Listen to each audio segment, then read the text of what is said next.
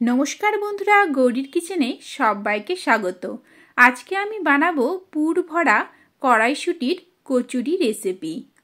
তার সাথে আমি এমন কিছু টিপস শেয়ার করব যেগুলো ফলো করলে যখন আপনারা কচুরিটা বেলবেন তখন কিন্তু একদমই ফেটে যাবে না, আর ভাজার সময় ফুলকো ফুলকো তৈরি হবে।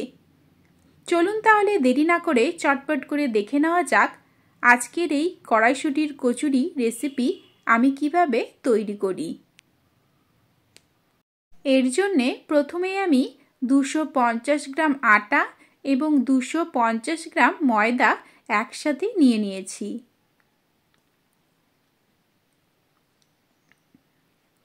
এবারে দিয়ে দিচ্ছি প্রায় হাফ টি স্পুনের মতো নুন,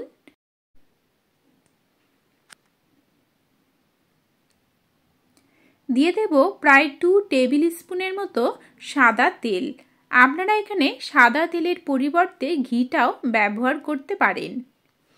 খুব সুন্দর করে আটা ময়দার এই ময়ামটা দিয়ে নিতে হবে। এভাবে মেখে যেতে যেতে যখন এরকম মুঠো হয়ে আসবে তখন বুঝতে হবে ময়ামটা খুব সুন্দর করে দেওয়া হয়ে গিয়েছে।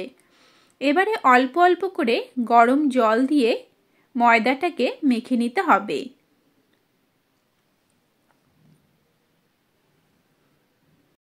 এখানে আপনাদের একটা টিপস দিয়ে রাখি, যখন আপনারা আটা ময়দাটা মেখে নেবেন তখন কিন্তু একটু শক্ত করে মেখে নিতে হবে।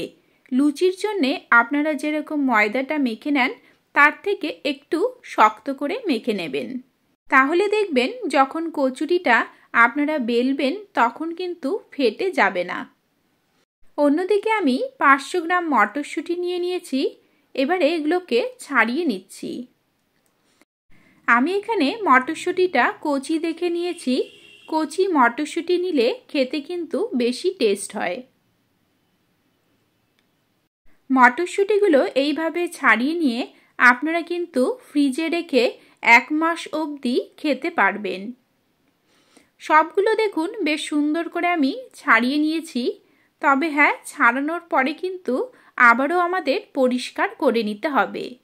এখানে দেখুন 500 গ্রাম মটরশুঁটি থেকে ঠিক এতগুলো আমার বেরিয়ে এসেছে। এবারে একটা বাটির মধ্যে নিয়ে নিচ্ছি।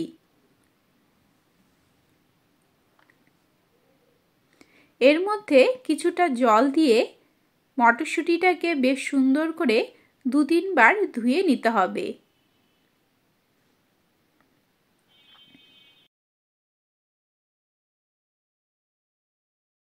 এবারে আমরা চলে যাব পরবর্তী পর্যায়ে।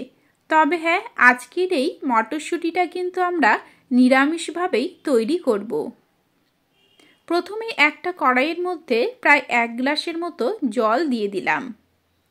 জলের মধ্যে একটা স্ট্যান্ড বসিয়ে এইরকম একটা ডিশ দিয়ে দিলাম। এবারে মটরশুঁটিটা এর মধ্যে দিয়ে আমি 5 মিনিটের জন্য হাই ফ্লেমে ভাপিয়ে নেব। এইভাবে ভাপিয়ে নিয়ে রান্না করলে মটরশুঁটির ভিতরে কোনো রকম জল ঢোকে না, তাহলে কিন্তু পুরটা ভালোভাবে তৈরি হয়। একদম দেখুন সেদ্ধ হয়ে গিয়েছে। নামিয়ে নিলাম। এবারে আমি একটা মিক্সিং বোলের মধ্যে নিয়ে নিচ্ছি। ছোট ছোট যে টিপসগুলো আপনাদের সাথে শেয়ার করছি এগুলো ফলো করে বানাবেন, দেখবেন পুরটা কিন্তু যেমন সুন্দর হবে তেমন সুন্দর কচুরিটা তৈরি হবে, একদমই ফেটে যাবে না। এবারে ঢাকনাটা বন্ধ করে একদম মিহি করে পেস্টটা বানিয়ে নেব। তবে হ্যাঁ, এখানে কিন্তু কোনো রকম জল দেবেন না। এমনভাবে পেস্টটা বানিয়ে নেবেন যাতে কোনো দানা না থাকে। এবারে একটা কড়াইয়ের মধ্যে খুবই সামান্য পরিমাণে তেল দিতে হবে। আমি এখানে প্রায় 1 টিস্পুনের মতো তেল দিয়েছি। তেলটা গরম হয়ে এলেই দিয়ে দিলাম হাফ টিস্পুন গোটা জিরে ফোড়ন, তার সাথে হাফ ইঞ্চি মতো আদা কুচি, তার সাথে একটা লঙ্কা কুচি। এবারে এগুলোকে 1-2 মিনিটের জন্য একটু সাঁতলে নেব যাতে কাঁচা গন্ধটা না থাকে। এবারে আমি পেস্ট করে রাখা মটরশুঁটিটা এর মধ্যে দিয়ে দিচ্ছি। এখন খুব সুন্দর করে নেড়েচেড়ে নিয়ে মিশিয়ে নেব। কড়াইশুঁটির এই পুরটা বানানোর জন্যে দুটো টিপস অবশ্যই মাথায় রাখবেন। প্রথমটা হলো পেস্টটা আমাদের খুবই মিহি করে বানাতে হবে, যাতে কোনো রকম দানা দানা না থাকে। দ্বিতীয় নাম্বার হলো এই পেস্টের মধ্যে যাতে কোনো রকম জল অ্যাড করা না হয়। যতটা মটরশুঁটির ভিতরে জলে ভাব রয়েছে ভালোভাবে নেড়েচেড়ে নিয়ে একদম কিন্তু শুকনো শুকনো করে দিতে হবে। আমি একে একে এর মধ্যে হাফ টিস্পুন নুন, হাফ টিস্পুন জিরে গুঁড়ো, হাফ টিস্পুন ধনে গুঁড়ো, half teaspoon chaat masala powder, তার সাথে হাফ টিস্পুনের মতো চিনি দিয়ে দিলাম। এখন আমি গ্যাসের ফ্লেমটা মিডিয়ামে রেখে 3-4 মিনিটের জন্যে কন্টিনিউয়াসলি নেড়ে যেতে যেতে একদম শুকনো শুকনো করে এই পেস্টটাকে বানিয়ে নেব। এখন দেখুন যেরকম হয়ে এসেছে ঠিক এইভাবে কিন্তু শুকনো শুকনো করে নিতে হবে। একদম কমপ্লিট হয়ে গিয়েছে এই পুরটা। এবারে আমি নামিয়ে নিচ্ছি। এখন আমরা এই পুরটা থেকে ছোট ছোট করে লেচির মতন কেটে নেব। আপনারা যতটা পরিমাণ পুর ভেতরে দেবেন ঠিক ততটা পুর কেটে নিতে পারেন। আমি এখান থেকে প্রায় 8টার মতো পুর আলাদা করে নিচ্ছি। আপনারা চাইলে যদি একটু ছোট করে নিতে চান তাহলে 16টাও পুর বের করে নিতে পারেন।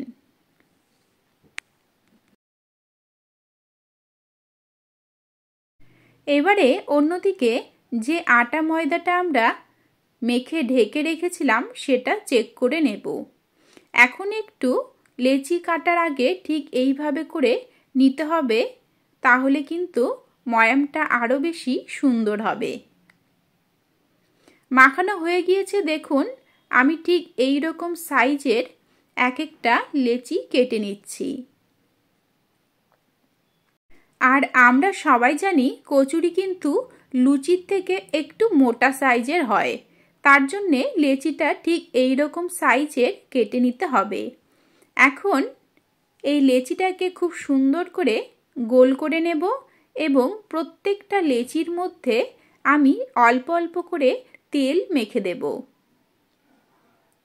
এই তেলটা মেখে নিলেও কিন্তু যখন আপনারা পুর ভরে বেলবেন তখন কিন্তু একদমই ফেটে যায় না।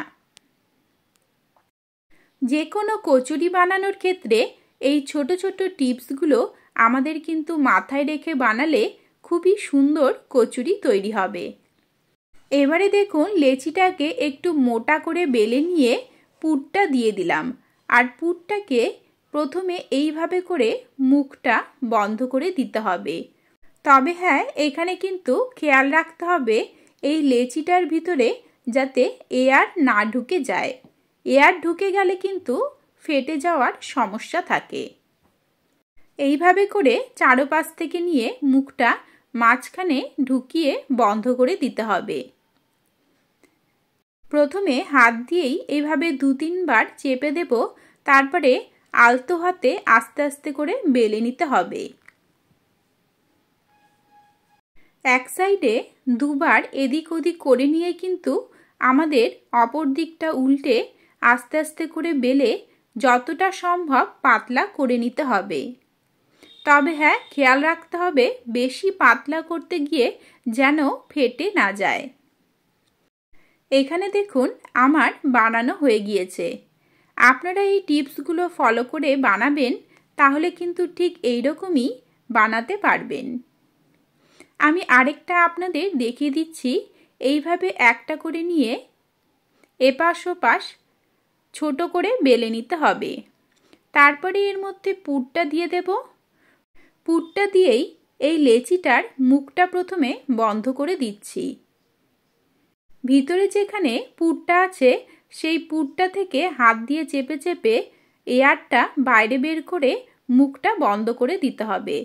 আর মুখটাকে এইভাবে গুটিয়ে এনে মাঝখানে এইভাবে করে ঢুকিয়ে দিতে হবে। তারপরে হাত দিয়ে চেপে চেপে গোল করে নিয়ে এইভাবে করে প্রথমে 2-3 বার ট্যাপ ট্যাপ করে নেব। তারপরে আমরা বেলে নিচ্ছি।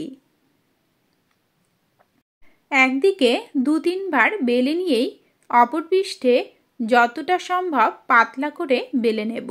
তবে হ্যাঁ, এই কাজটা কিন্তু অবশ্যই আলতো হাতে আস্তে আস্তে করে নিতে হবে। খুব বেশি জোর দিয়ে করতে যাবেন না। এটাও বেলা হয়ে গিয়েছে দেখুন। চলে যাব এবার আমরা পরবর্তী পর্যায়ে। প্রথমেই গ্যাসের মধ্যে একটা কড়াই বসিয়ে বেশ খানিকটা সাদা তেল দিয়ে দিলাম। এই সময়ে গ্যাসের ফ্লেমটা মিডিয়ামে রাখবেন এবং তেলটা খুব ভালো করে ধোয়া ওঠা অবধি গরম করে নেবেন। তারপরেই কিন্তু একে একে কচুরিগুলো এর মধ্যে ছেড়ে দিতে হবে। তাহলেই দেখবেন এইরকম ফুলকো ফুলকো কচুরি তৈরি হয়ে যাচ্ছে। তাছাড়াও এখানে আমি আরও দুটো টিপস দিয়ে রাখি। প্রথমটা হলো, আপনারা যখন কচুরিটা ভাজবেন তখন যে তেলটা ব্যবহার করবেন সেই তেলটা এতটা পরিমাণে ব্যবহার করতে হবে যাতে প্রত্যেকটা কচুরি পুরোপুরি ডুবো তেলে ভাজা হয়। আর দ্বিতীয়টা হলো, আপনারা কচুরি ভাজার জন্যে যে তেলটা ব্যবহার করবেন সেই তেলটা যেন কখনোই সর্ষের তেল না হয়। সর্ষের তেল অন্যান্য তেলের তুলনায় একটু ভারী হয়, তার জন্যে কিন্তু অনেক সময়ে কচুরি ফুলতে চায় না। তাই লাইট ওয়েটের তেলগুলো ব্যবহার করবেন। ঠিক এই রকমই ফুলকো ফুলকো কচুরি তৈরি হয়ে যাবে। একদম কমপ্লিট হয়ে গেল আমার কড়াইশুঁটির পুর ভরা কচুরি রেসিপি। এবারে আমি পরিবেশন করব। তাহলে বন্ধুরা, কেমন লাগলো আজকের এই রেসিপি এবং টিপসগুলো ফলো করে বানাবেন। আশা করি আপনাদের একদম পারফেক্টভাবে তৈরি হবে। ভালো লাগলে সাবস্ক্রাইব করে নেবেন, লাইক ও শেয়ার করবেন। আজকের মতো এখানেই শেষ করছি। দেখা হবে নেক্সট রেসিপি নিয়ে। ভালো থাকবেন, ভালো রাখবেন, ভালো ভালো খাবেন। নমস্কার।